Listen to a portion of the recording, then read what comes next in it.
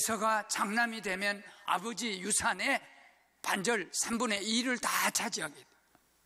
그런데 그 유산의 축복이 동생 야곱에게 건너가 버려요. 그것은 에서에게 말할 수 없는 그런 고통이었고, 가룟 유다는 예수님 부활하면 그 영광을 다 받을 사람인데 목매달이 되어버렸어. 목을 메고 뭐 금메달, 뭐 은메달, 동메달, 그런데 가룟 유다는 목매달아 버렸어. 그 어마어마한 축복이 다른 쪽으로 건너가 버렸어요. 이스라엘 민족이 40년 동안 광야를 헤쳐오는 것은 오직 하나님의 은혜였고 기적이었어요. 여리고 성도 그렇게 기적으로 무너졌어요. 그런데 아이성, 조그만 성에 왔는데 이 아이성이 왜 중요했냐면, 두 번째 성인 이 아이성은 12,000밖에 안 되는 조그만 성읍이에요. 여리고 성에 비해서 아주 작은 소도시 성읍이에요. 그런데 아브라함이 하나님의 부름을 받고 갈대아 우르에서 하란에서 가나안 땅에 왔을 때 제일 먼저 제단을 쌓은 곳, 그래서 하나님을 불렀던 곳이 아이입니다. 신앙적으로 유서가 아주 깊은 그런 도시요. 그런데 36명이 이 조그만 도시에서 이스라엘 민족이 죽고 3,000명 거기 투입했던 군인들이 혼비 백성이 돼서 아이성 사람들에 쫓겨가지고 다 무릎 꿇고 여호수아 앞에 우리가 망했다고 했어요.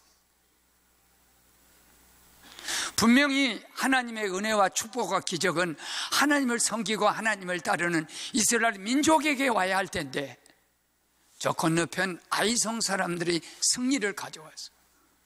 그러면 이 아이성의 기적은 오늘 이 시대에 우리 교회에, 저에게, 여러분에게 주는 일어났어야 할 기적이 일어나지 않은 이 기적은 어떤 기적이며 왜 아이성이 그 축복과 기적을 받아야 되는가 하는 말씀을 함께 나눌 때, 오늘 이렇게 추운 날, 또 여러 가지로 사면팔방에서, 서울에서, 저 경기도에서 이렇게 모두 오신 여러분에게 정말로 오늘 하나님이 주시는 큰 은혜가 제게도 여러분에게도 임하시기를 바랍니다. 아이성의 이 기적은 실패의 기적.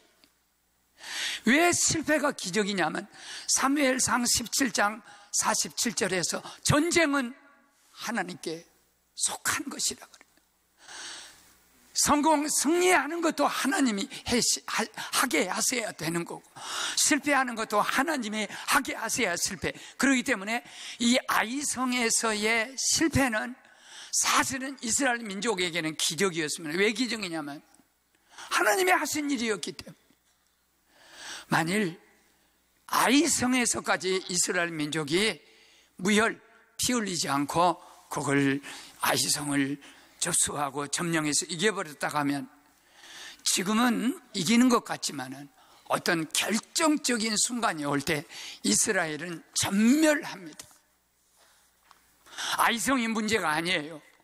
그러면 왜 전멸하냐? 이 문제는 왜 아이성에서 하나님의 백성이 이렇게 실패할 수 있었냐, 이것이 왜 기적이냐 하는 문제는 오늘 계속해서 30분 동안 제가 여러분과 같이 풀어나갈 오늘 설교의 숙제예요.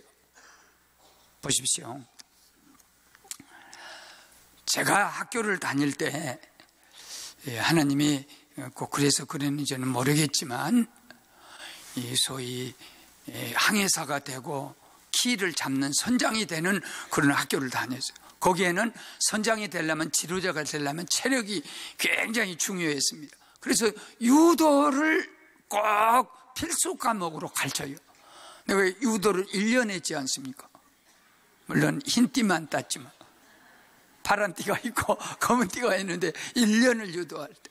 그런데 유도할 때 아직도 내 머릿속에 그대로 남아있는 정신이 뭐냐면 낙법부터 배우는 거예요. 낙법은 떨어지는 법. 만일 낙법을 배우지 않고 자기 힘만 의지해가지고 유도해서 다른 사람을 업어쳤다든지 이렇게 해서 계속 승리를 가져왔다면, 결정적인 프로 선수를 만날 때 한 번 업어 딱 치면 뼈가 다 부서져 버려요. 그래서 유도의 가장 기초는 떨어지는 법, 떨어질 때 자기를 보호하는 법, 업어치면 무조건 떨어지는 걸 잘해야 돼요. 안 떨어지려고 비비다 잘못 떨어지면 온 뼈가 다 부서집니다. 360도로 던지게 되면 낙법을 할 때 잘 떨어져야 뼈가 안 다치고, 그 다음에 다시 일어나서 또 기본 자세를 가지고 상대와 이렇게 할 수 있는, 이게 낙법이에요. 사실은 저는 스키는 잘 한 번도 못 해봤어요. 동네 스키는 해봤어. 동네 스키는 뭐 해봤는데 스키장에 가서 한 번도 해보지를 못했어요. 근데 스키 원리도 이렇게 자료를 조사해 놓고 보니까 운동의 원리가 이 넘어지는 것부터 배운다. 스키, 긴 스키를 하고 이게 넘어지는 법 안 배우게 되면 결국은 경사진대에서 넘어지면 발목이 다 나간다는 거예요. 그래서 모든 원리는 넘어지는 거예요. 나는 이 원리가 어떻게 좋았든지 조금 제가 몸이 좀 청년 시절에 결핵을 아팠는데 좀 좋아지니까 공무원 시험 치면 제일 좋겠더라고요. 공무원 월급 나오고 연금 나오고. 그래서 이제 그때는 5급 공무원 하면 지금으로 말하면 말단 공무원, 9급 공무원이에요. 그래서 이제 5급 공무원 국가학고시를 보는데 내가 시험을 볼 때 공부 하나도 안 하고 그냥 내가 떨어지려고 아주 그냥 낙법 같이 떨어지려고 시험을 쳐봤어. 영어, 국어, 수학, 국사입니다. 그래서 네 가지 공부 안 하고 딱 시험을 봤는데 막 그냥 떨어지는 거예요. 아니 그냥 떨어지가 아니라 그냥 떨어지는 거예요. 보나 마나요. 근데 그 떨어지는 것을 딱 갖고 내가 집에 와서 1년 동안 국어, 영어, 수학 그리고 저 국사를 경향을 아는 거예요. 방향을. 공무원 시험이 이렇게 출제 경향이, 이 방향이 이렇게 되는구나. 그래, 이것을 외워야 되고 이쪽 방향으로 공부하면 되겠다. 그래갖고 1년 동안 내가 그 투병생활 하면서 공부해갖고 전라남도 지방 공무원 1등 해버렸지 않습니까? 하나도 안 믿네.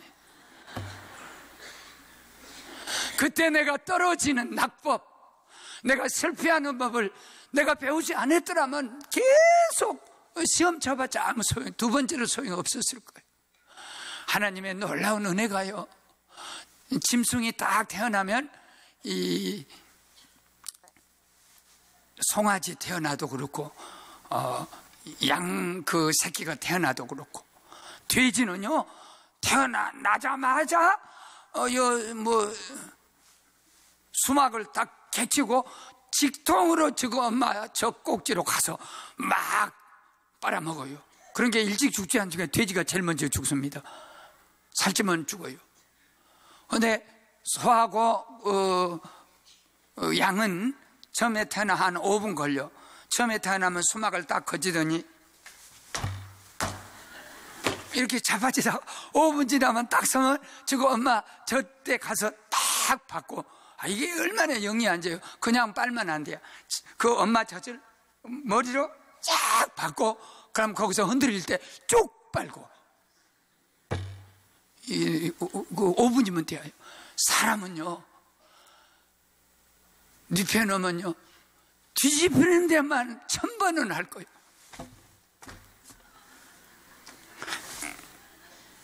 아마 수백 번을 할 거예요. 인생의 가장 원리는 뭐냐면, 하나님의 은혜의 원리는 어디서냐면 거듭 실패하고 한번 따라 하시죠. 성공은 너를 속이나 실패는 너를 절대 속이지 않는다. 실패했을 때 우리는 절대 거기에 대해서 인생이, 여러분 오늘 이스라엘 민족이 저 땅에서 아이성의 조그만 데서 실패하지 않았더라면, 그들에게 실패하지 않으면 자만심에 빠지게 되고 자기도 모르는 순간에 우리는 그냥 가면 된다는 그런 식이 됐을 거예요. 그런데 하나님께서 이스라엘 민족에게 실패를 주면서 하나님이 살아계시면 우리가 잘못했음에도 불구하고 계속 축복을 주는 것을 기복신앙이라고 해요. 한국교회가 망칩니다. 애들이 망쳐요. 애들이 잘못해도 잘한다 잘한다 칭찬만 계속 해줘 보세요. 사회성이 개발이 안 돼가지고 어디 가든지 저를 칭찬 안 해주면 그냥 외톨이가 되는 거예요. 이렇게 잘못했으면 매를 때리고, 선생님이 매를 회초리를 때리고, 엄마도 잘못했으면 매를 맞고, 그래 자꾸 자기 실패를. 오래전이에요. 저희 교회 전에 옛날 교회를 건축하고 이제 그때도 IMF 왔어요. 그래가지고 할 수 없이 IMF 그 폭풍 속에 우리 집사님이 크게 사업을 하시다가 실패를 했습니다. 이 교회를 떠날 수밖에 없었어요. 왜냐하면 교인들하고 관계된 것도 있고, 또 옛날에 잘 살았을 때 했던 때 그때 생각이 나서 교회를 떠나면서 나는 얼마나 마음이 아프죠. 무릎 다 꿇고 뭔 말씀을 하시고 간주를 하세요. 나는 아이고 내가 기도가 잘못해갖고 이렇게 좋은 교인을 성공하지 못하게 하고 실패하게 했구나 이렇게 하고 괴로워하는데, 목사님 하나님이 살아계십니다 그러더라고요. 아니 집사님이 이렇게 어려움을 당하고 IMF로 이렇게 빚 못 갚고 한데 하나님이 살아계세요 했더니, 내가 망한 것을 보니까 하나님이 살아계십니다. 할렐루야. 나는 이 사람은, 이 집사는 어디 가나 살 줄 알아요. 지금도 살아있어요. 왜? 내가 잘 되면 하나님 감사하고 안 되면 하나님 원망. 그래서 잘 된 것만이 기적으로 생각하고 안 된 것을 하나님의 저주로 생각하는 교인이 얼마나 많은데, 자기는 재산을 다 잃어버리고 하나님이 살아계시지 않았더라면 나는 성공했을 거. 왜 성공하냐면 부자 되고 잘 되고 하나님 축복받을지 지 멋대로 살았어. 갈 때 안 갈 때 다 가고 세상을 사랑하고 세상 속에 살고 해서는, 집사로서는 해서 안 될 모든 일을 하니까 자기가 한 푼도 없이 하나님이 주신 거 딱 걷어가니까 그때 하나님 살아계세요. 내가 망한 거 보니까 하나님이 살아계세요. 나 같은 것이 망하지 않으면 하나님 안 살아계세요. 아멘.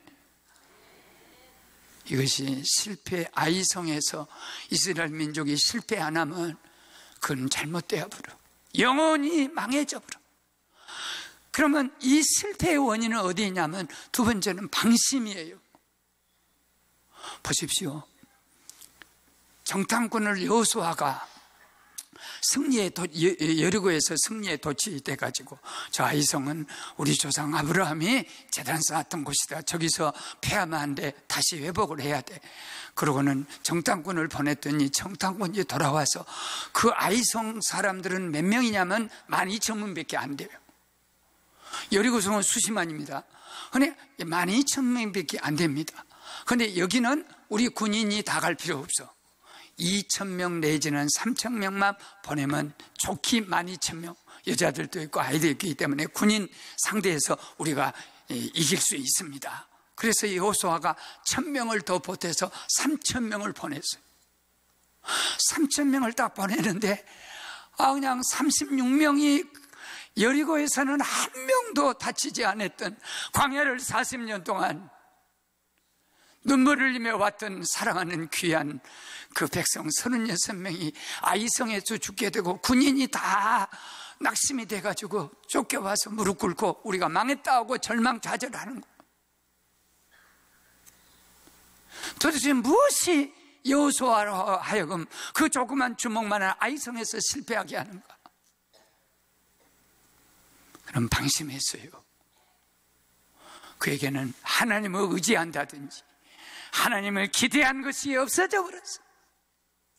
하나님께, 지금은요, 하나님의 음성이 언제 들려오냐면 설교 시간에 음성이 들려오기도 하고, 성경을 읽다가도 들려오기도 하고, 방송을 듣다가도 자기에게 주는 말씀이 있고, 또는 어디 가다도 하나님 말씀이 어디 만방에서 다 들려요. 집에서 저녁 식사하다 방송 듣다 보면 하나님 말씀이 내게 주는 말씀이 있고, 주일 오고 새벽도 오고 수요도 오고 또 주일 밤에도 오고 철야도 와보십시오. 놀라운 말씀들을 우리에게 계속 주는 거예요. 그런데 여호수아가 이스라엘 땅, 가나안 땅을 정복할 때는 성경이 있는 시대가 아니에요. 오직 하나님께서 말씀을 주셔야 돼요. 하나님 앞에 기도해서 응답을 받아야 돼. 그런데 여호수아는 방심이 뭡니까?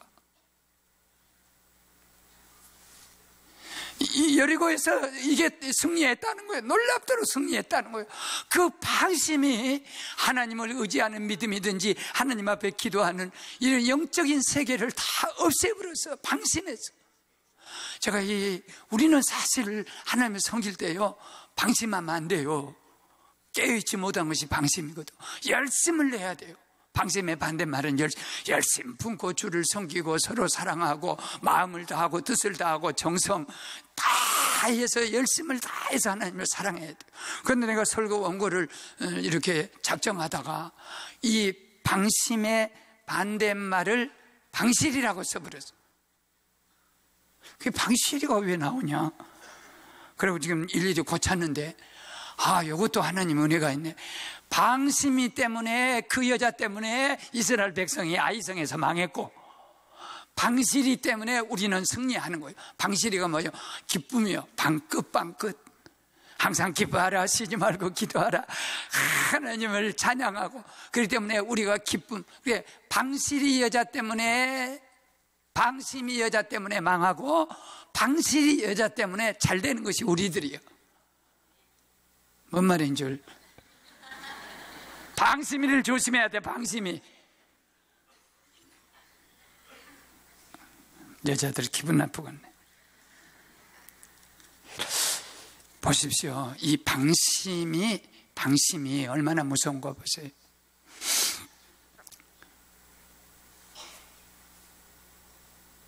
혹시 다윗은요, 성전을 건축해, 나는 백향목궁에서 잘 살아. 그런데 하나님의 법궤가 천막 속에서 이슬을 맞아. 이건 아니라는 거예요. 나는 왕을 세워준 이 왕은 좋은 집에서 사는데 어떻게 하나님의 집이 이슬을 맞고 천막 속에 있을 수 있냐. 그래서 금은보화 왕이니까 다 개인적으로 준비해가지고 성전을 지키다 할 때 하나님이 딱 잘랐어요. 안 돼. 너는 피가 많이 흘러서 예루살렘 성전은 평화의 성전이야. 모두가 와서 그 성전에 전쟁에 가고 마음 굉장히 아프고 너의 원한 산자가 많이 있어. 그러니까 너는 안 된다. 그러면 우리 같으면 막 금은보화 준비했다가 아이고 그래요, 잘 됐네. 이 금은보화 가지고 시바도 가고 더 여행도 하고 지중해도 가고 잘 됐네 하고 이렇게 갖고 올 거예요. 하나님께 뭐라고 기도한 줄 아세요? 하나님, 그러면 내가 전쟁을 하다 보니까 피가 많아서 원한을 맺힌 이런 손이라면 내 돈은, 금은보화는 무슨 죄가 있겠습니까? 내가 죄가 있지. 그러니까 내가 주님께 드리려는 금은보화는 이미 주님께 내 마음으로 바친 것이니까 이걸 쓰십시오. 그래가지고 솔로몬 성전이 어마어마하고 아름답게 전무후무한 성전이 지었어요. 오늘 여러분 돈 많이 갖고 왔는데 안 받아. 너는 안 돼야. 너그 부인하고 싸우고 왔구만. 저 전쟁 중에는 안 돼야. 그럼 집으로 갖고 가. 그러면 뭔 생각이 들겠어? 그러니도 바칠까 말까 했는데 참 하나님 고맙습니다. 이거 가지고 하와이 가서 좀 놀다 와야 쓰기. 다윗은 그러지 않았어. 요거라도 좀 써. 물질이라도 써. 야와는 나의 목자시니 내게 부족함이 없어. 푸른 저장 맑은 시냇물 가로 아무리 어렵고 힘든 일 당하고 미친 짓을 하고 다니더라도 하나님이 찬양을 잊어버린 적이 없고 고통 속에서도 하나님을 찬미하고 여호와는 하나님 나의 힘이십니다. 내가 주님을 사랑합니다. 모든 걸 다 이겼어요. 다윗과 같은 사람 세상에 이 시대에 보기 어렵습니다. 그런데 방심해서 암몬과의 전쟁이 일어났는데 그만 낮잠을 자고, 임금이 낮잠을 자면 안 되거든요. 낮잠을 자고 일어나 보니까 어떤 아주 호색스러운 여자가 옷을 벗고 임금을 유혹하면서 물 이렇게 모욕을 이렇게. 컴온. 누구냐? 친구의 아내예요. 출정한 전쟁 장군의 아내예요. 잠을 자고 임신했어. 임금 지금 제가 임신했는데요. 누구 남편은 오라게라. 그래갖고 전세를 알아보라. 오늘 저게 술 주고 떡 주고 고기 줄 테니까 잠을 자면서 위장하자. 그 얘기가 내 얘기가 아니고 누구 남편 얘기인 것처럼 하자. 그런데 성령이 아르셨는지 우리 아가 집에 안 가는 거예요. 왜 안 갔냐 그랬더니 내 요압 장군과 내 동지들과 부하들이 전쟁터에서 피 흘리고 있는데 어찌 내 아내와 이불을 덮고 잠을 잘 수 있겠습니까? 그래서 요압 장군에게 죽여버리라 그랬어요. 아니 어떻게 위대한 이 다윗이 사람을 살인해, 그것도 친구를 죽여, 전쟁 군인을 죽여, 그 아내를 데려다 그 남의 아내를 데려다 아내를 삼아. 이것이 방심이 주는 오늘 시대의 교훈이에요. 장사가 따로 없어요. 베드로같이 너희도 가려느냐? 주의 말씀이 주께 계시오니 내가 누게로 가오리까? 주의 말씀은 영생입니다. 세상 사람이 나를 누구라 하더냐? 저는 그리스도요 살아계신 하나님의 아들이라 그럽니다. 이렇게 고백하고 마지막 십자가의 처형, 로마 네로 황제 때문에 처형당할 때 나를 예수님하고 같이 십자가에 못 박지 마시오. 내 주님이 이렇게 십자가 못 박았는데 내가 그렇게 비슷하면 안 돼요. 나를 거꾸로 매달아 주시오. 그 제자는 거꾸로 매달아 주시오 하고 순교를 기쁨으로 받았던 베드로 같은 사도가 이 세상에 있을 것 같습니까? 그런데 방심이 순간이 너 예수의 같은 고향 사람이다, 같은 따라다니는 제자지, 아니다, 나 예수 저주받을 저 사람 몰라, 저주하고 맹세하고 부인하고 그러고 돌아서서 한없이 울었던 베드로. 베드로가 우리가 베드로 따라갈 수 있겠습니까? 그 방심이 일생 동안 닭울음 소리 들릴 때마다 내가 예수를 부인하고 저주하고 맹세하다니 할 수 있는 이 방심이 그렇게 무서운 자기 인생의 결과를 가져왔어. 말씀을 마칠게요. 이제 저희 아내가 12월 23일을 영원히 잊어버릴 거예요. 이렇게 설교를 했음에도 그걸 기억한다는 것은 보통 기억력이 좋은 여자가 아니에요. 언젠가 이 말씀을 드린 기억이 나요. 몇 년 전에 당근을 밭을 키우는데 농부가 당근 하나가 막 왕당근이 나온 거예요. 왕당근은 왕에게 바칠 막 큰 당근이 나와서 걸음 주고 잘해서 너는 왕당근이다, 왕에게 바칠 당근이다. 그렇게 해가지고 임금을 찾아가서 임금님, 이 당근은요 왕당근이에요. 태어날 때부터 막 왕손으로 태어나듯이 막 잘 커서 정성을 다 해갖고 임금님 진상품을 가져왔습니다. 그 말을 듣다가 임금이 감동을 해가지고 그 지역에 상당한 국유지를요, 왕의 땅을 그 농부에게 줬어요. 그러게 옆에 있는 목장하는 그 말을 키우는 어떤 그 친구가 그냥 이 당근 한 뿌리 갖고 와서 땅을 이렇게 찾아. 나는 그 말을, 백마를 잘 키운 백마를 가지고 가서 더 큰 땅을 주겠지. 당근 한 뿌리 줬는데 땅을 이렇게 주니까 난 백마를 갖고 가면 임금이 더 줄 거다 하고 다 갔어요. 임금님, 내가 백마를 키우는데 옆에 당근 키우는 그 집에서 당근을 왕당근 들여가지고 이렇게 많은 하사에 따길래 내가 감동을 받아가지고 내가 백마를, 아주 비싼 백마예요. 그래 백마를 딱 놨더니 놓고 가라가면서 아무것도 안 줘. 지금까지 안 줘. 그 사람 죽어도 안 줘. 그 어째 안 줄까? 그랬더니 임금의 말이 아주 유명한 말이에요. 저 당근 농부는 당근을 나한테 갖고 왔다. 그러나 너는 그 백마를 너한테 갖고 갔다. 이 백마를 나한테 바치는 게 아니고 네가 거기서 무엇을 얻어보려는 감사가 없고 은혜가 없었다. 그래서 너는 죽는 날까지 아무것도 줄 것이 없다. 너 보고 달라게라. 나 오늘 설교가 어렵나 보네. 아멘. 진짜 하나님 섬길 때요, 하나님께 드려야 돼요. 하나님께 감사해야 돼요. 당근 같은 신앙을 가져야 하나님의 축복이 언제나 넘칠 줄로 믿습니다. 그런 은혜가 있기를 주님 이름으로 축원합니다.